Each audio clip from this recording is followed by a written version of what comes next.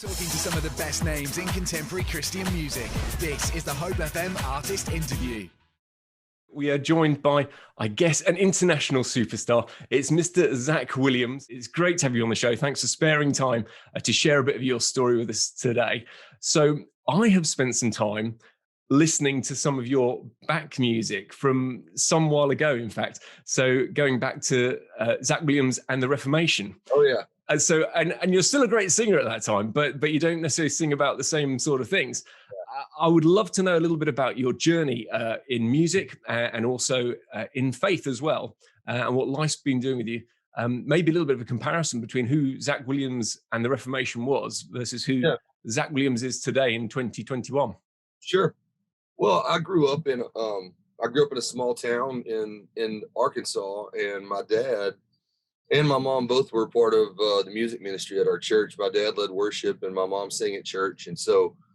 Some of my earliest memories as a kid were growing up, around all these musicians and going to music practices, during the middle of the week. And I would say out of that time, the one thing that I do really remember from that part of my life was that my parents, they really planted that seed at an early age and, gave me the foundation.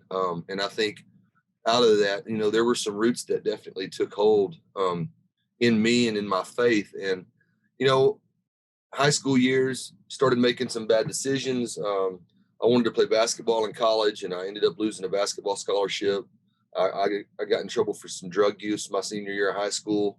I ended up dropping out of high school and losing a scholarship. And my dad owned a construction company, and I went to work for my dad's construction company for about a year. And while I was working for him, I started playing basketball in another league, and I ended up with a scholarship to college out of that.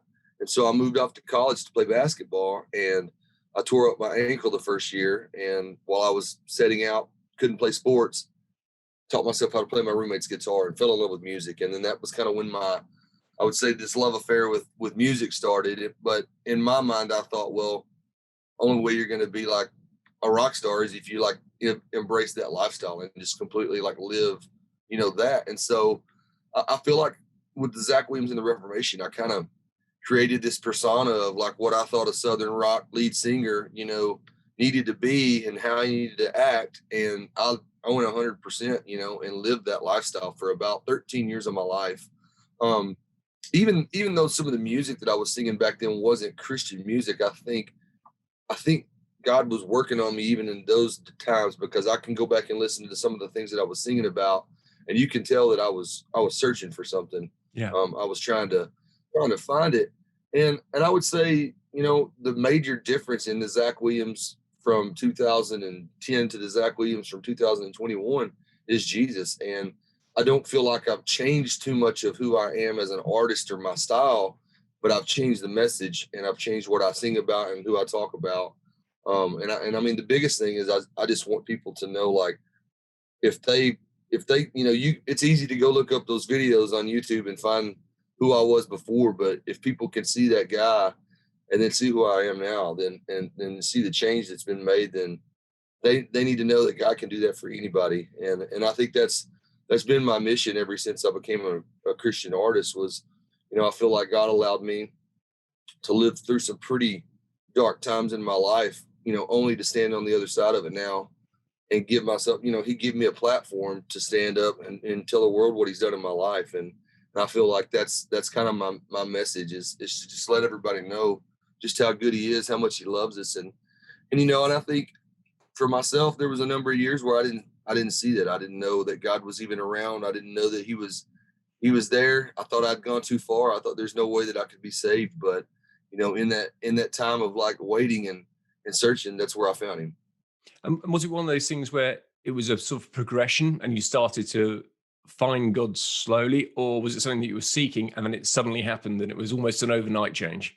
It was a pretty quick change. I was actually we were in Spain in the summer of 2012, and we were on a tour with my old band, and my wife was pregnant with our daughter at the time, and we were in a dark place in our marriage, talking about a divorce, thinking about, moving on, and I didn't want to lose my wife and family. I didn't want to lose, my kids. And I remember my wife kind of telling me, you need to make some serious changes in your life. I'm not sticking around. Watch you kill yourself, basically, because I was really struggling with some things. And I remember being on that tour. We were driving 8 hours one day across Spain, and I remember praying for God to just prove Himself to me. If you're real, prove it. And it wasn't a few hours later, we were all kind of quiet. We were riding in this Sprinter van, and my bandmates were all half asleep, and I was reading a book, and I took my headphones off and so kind of just listening around to the cab of the truck, and our driver was scanning radio stations in the front, and it stopped on Redeemed by Big Daddy Weave. And in I was like, of Spain, all places, in Spain, of amazing. all places, I was like, where, I knew it was Christian music because my dad listened to Christian music, but I'd never heard the song. And I went to the hotel and looked that song up and looked up the lyrics and listened to it over and over. And I called my wife the very next morning, and I told her that I was going to quit my band and come home. And she thought I was crazy. And it was that quick. I mean, I said, we're going to find a church to go to in our hometown. And so I came home. That didn't have an explanation other than I needed to make some serious changes for my family. And I quit my band, canceled my shows, and we started going to this church in our hometown. And within a year, they had asked me to help them launch a new campus and basically come to work for them full time. And it was that quick. I mean, God moved that quick. And it was almost like He said, okay, now that you've finally gotten out of the way, I can use you, And it was just one of those things where doors started to open that I'd never imagined opening in my life. Things that I'd been trying to do for myself all these years. He just started showing me, hey, if you'll follow me, I can open these doors for you, Wow. Well, what a transformation. What an extraordinary and exciting time. You also did some work did you go do some work in prisons? You did an album from a prison, didn't you? Yeah, Tell us about that. So that kind of started, my wife, actually, we were fairly new in the church that we were at, and I was working part-time there, and my wife got invited to go to a prison with some women from the church and share her testimony. And my wife has a pretty amazing testimony herself. And she went over and shared her testimony at this women's prison and came home, and she was she was on fire. Like, you've got to go the next time there's a chance. And, I was like, nah, that's not really my thing. I think I'll let you do that. And she was like, no, you're going to go and take your guitar and play some of these new songs you're writing, and we're going to share our story.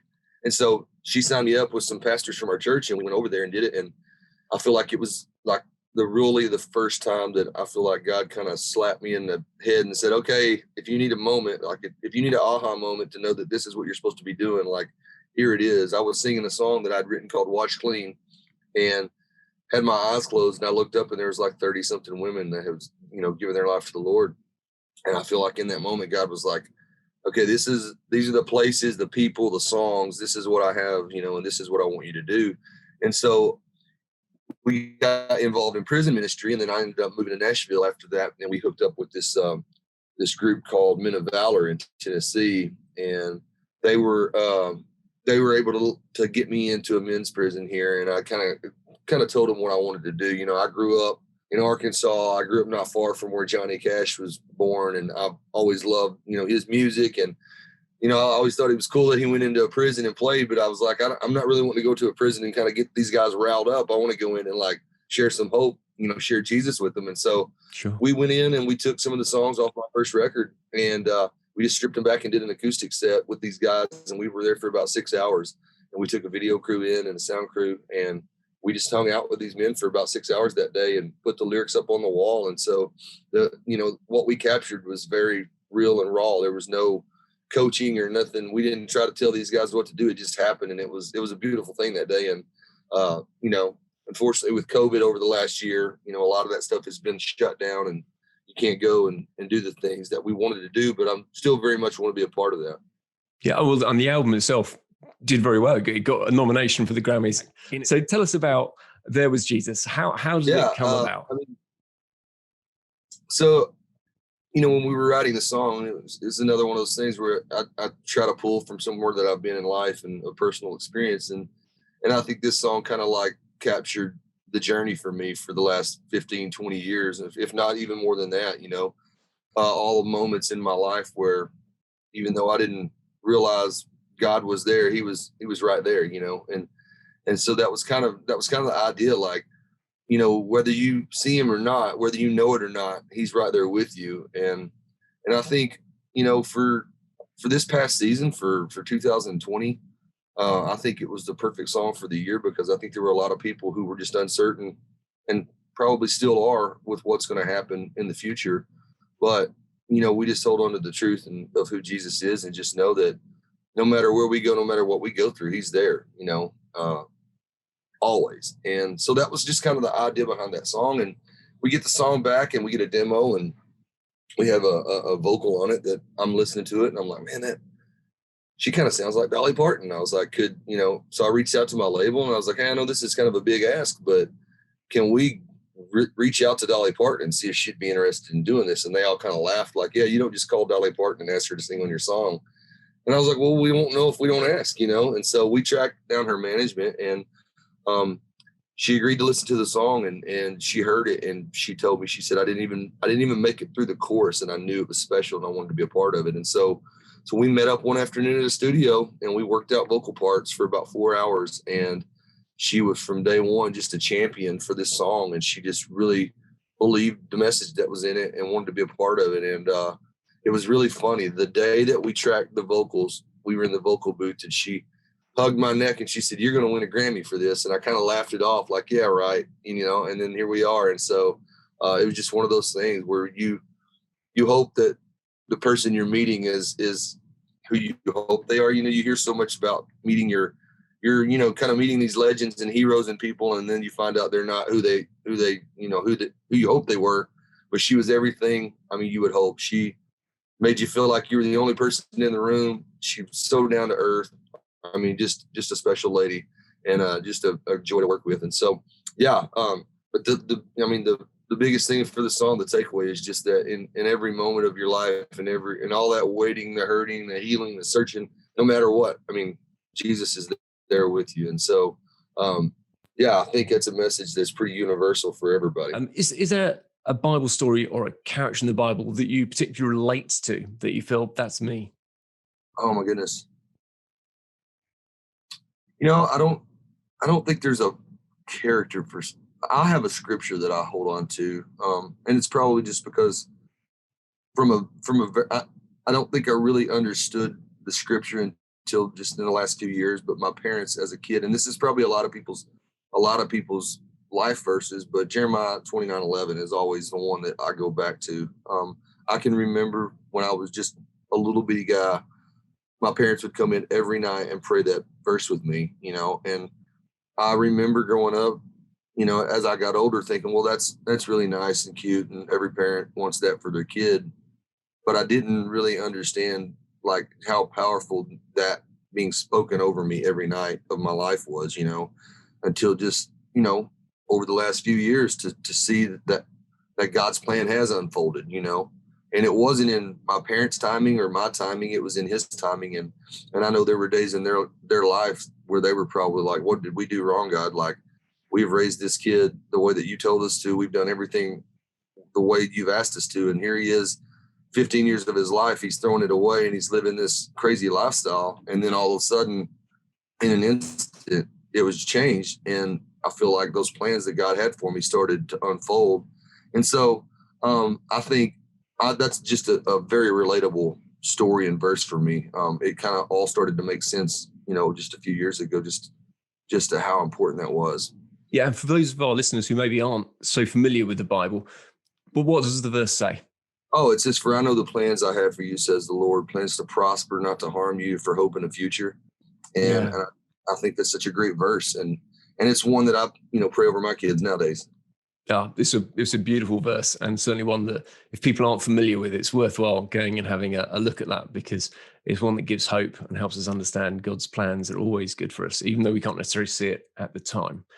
The other thing I'd like to ask you about is, has there been a time when everything seems to just go wrong, when you've been on tour and you go, oh no, there's just something, maybe a funny story or something that just hasn't gone the way you'd planned? The very first show of this tour.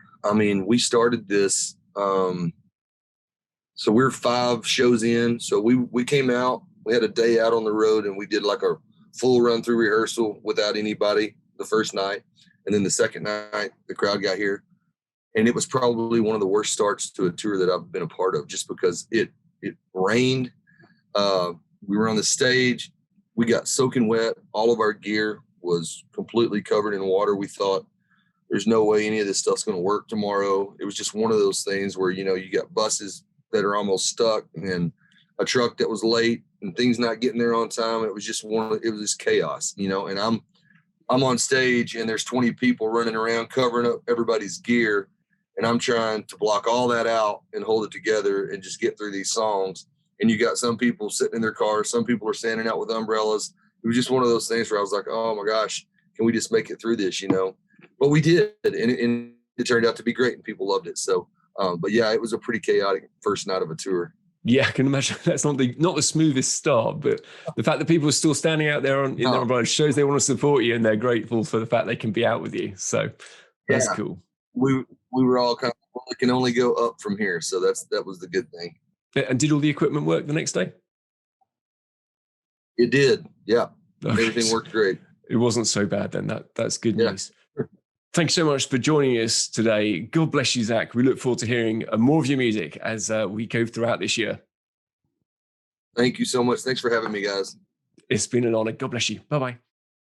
You've been watching The Artist Interview. For the full podcast, click the links below or visit hopefm.com/The Artist Interview.